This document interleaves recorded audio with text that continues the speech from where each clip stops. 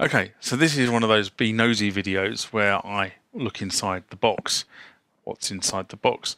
So this time we're going to do the S-330 that's been recently acquired by the channel. But before we do, normal parish notices apply. So if you haven't subscribed to the channel, hit that subscribe button.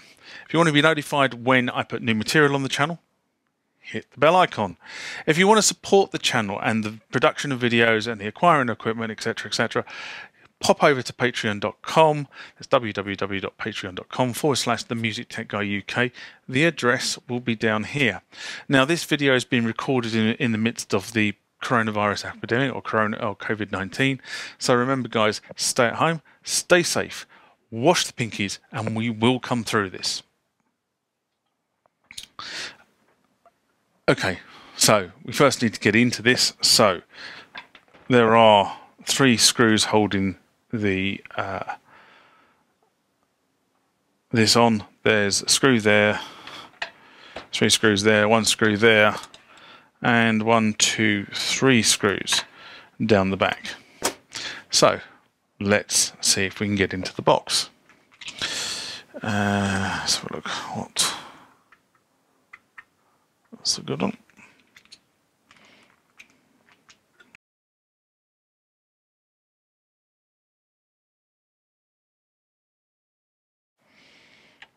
The word I was looking for a minute ago was rack ears.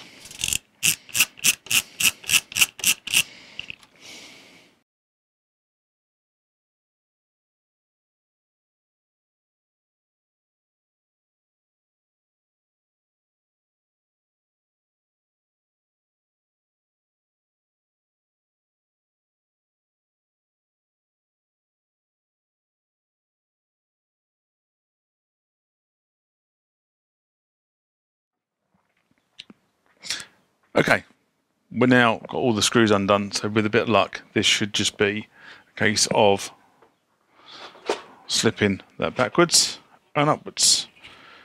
Off comes the top. I'll put that over here. So we've got into the board. We get a little smaller screwdriver. There you go, smaller screwdriver.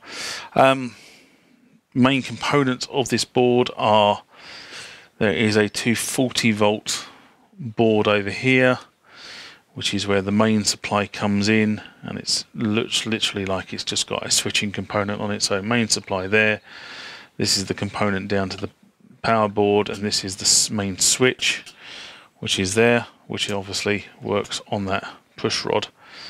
I was quite surprised how these things stay as they are, because they're very flimsy. They always are very flimsy. They effectively have a push the button all the way from front to the back. Then we have the power board, and what's really interesting about this, just really quickly looking at it, is you will notice that the power board has the word TDK written on it, which obviously means this was bought in from a third party, which is very unusual for the synth manufacturers, because normally the synth manufacturers manufacture their own boards. So this looks like they've contracted this out to somebody else and just bought in the power supply. Very, very interesting. And then we actually look at the main board here, and it's all one board effectively, which again is quite unusual for this manufacturer. But what's really interesting about this is that if I just move that earth wire out of the way, can you see that this board here has these 2 sort of lugs on it, effectively 2 groups of lugs. That's where the board has been snapped from another board. So what they've done is they've made this big circuit board in one unit. So it's been made as one unit and perforated as part of the manufacturing process. And then when it's come to the end of the manufacturing process, what they've done is effectively just snapped off the bits. Yeah, you can't see it on camera. It's not very easy to see on camera, but I am going to see if I can. But there you go. There's the lugs. So effectively there were 2 additional pieces that were made here and they've now, one of them is gone there, and I suspect the other bit is probably sitting behind here, in terms of that is the buttons for this front piece. Now I'm not going to take the front piece off, I have no need to, but you know, that's how you save money when you manufacture. You don't manufacture 2 boards, 3 boards, you manufacture 1 board and then get somebody in the post-production process to effectively snap them to pieces. I do wonder though how many boards they snapped in the process as well, because it doesn't look like this was actually done by machine. It looks like somebody's actually snapped them, just looking at the way it's broken, or the way the sort of the end lugs look. So very, very interesting. And I'm not a great circuitry man, I have to be honest. I mean, you know this from the past. I know what I know, but I'm always interested to look inside these things and understand exactly what we have. So I'm reading this off. So I have the 2 operating system chips here for the S-330, which will be the firmware for the unit. And reading those off, I've got 1. So the odd and the even chip, which I know that there are 2 chips that hold the firmware on this thing. That's 1, 0, 0. So this is possibly an early version of the machine, because it's got firmware version 1.1.1, sorry, 1.0.0 on it, which is indicated by these chips here. And unfortunately, what is a real pain is that when these chips were put in, they've been soldered directly to the board. They haven't been put in a chip holder. So in order to change the firmware on this, I effectively will have to unsolder those chips, which is a pain, rather than just be. And what I would do is unsolder the chips, put a chip holder in, and then place the chips back into the chip holder, which will probably make it far easier to upgrade. But I'm not sure what the upgrade path is for the 330, so at least I now know, and obviously we can deal with. This is, got to take my glasses off for some of this. So it's got an Intel processor in it, so that's obviously the master processor for this. There is a custom Roland chip here, which I have no idea what that does, and then there's a couple of other proprietary Roland chips here. I'm going to think that over here these are memory chips at a guess. I'll have to go and look these numbers up to understand what these chips are all doing.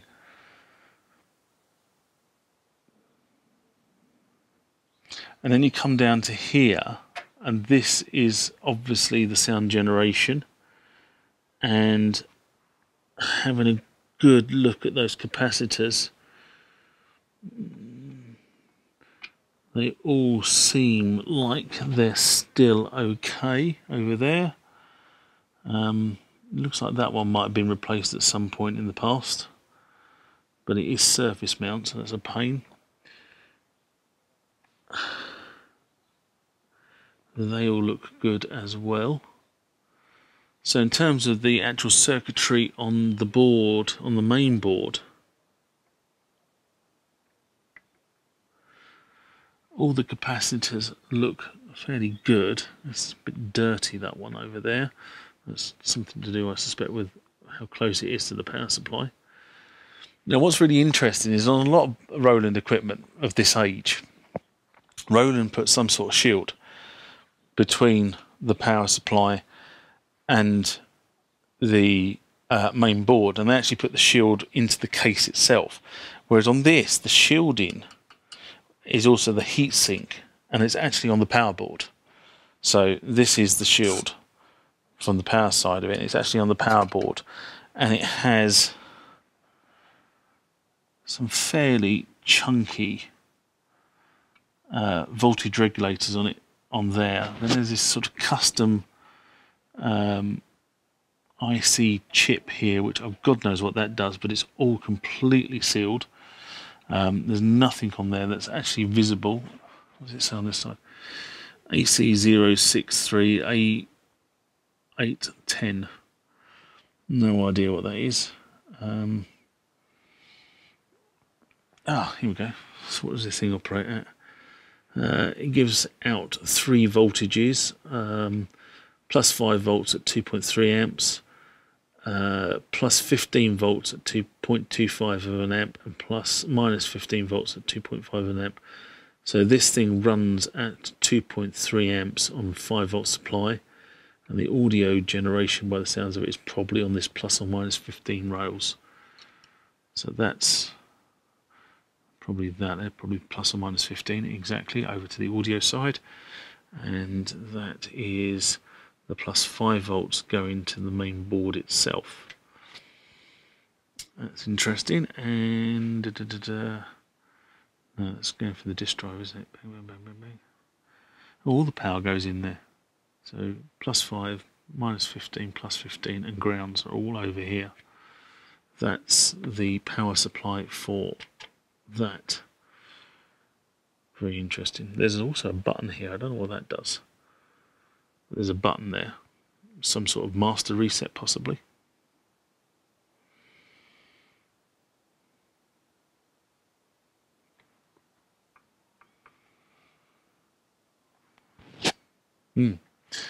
Let's have a quick visual inspection of the capacitors on this board.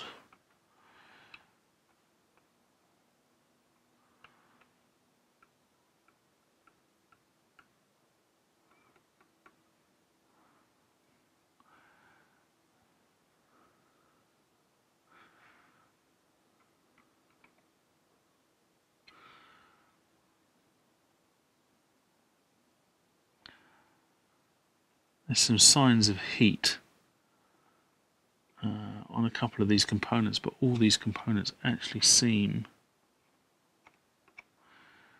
to be in fairly good health.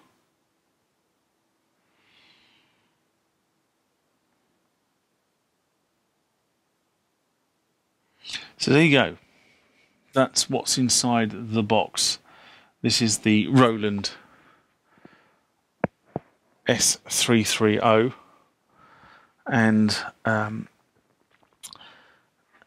not really too much you can say about it. I'm going to go and get the camera now. I'm just going to take some photographs of it, so I've got them, so I know what it looks like inside for future reference if I have to go and replace things.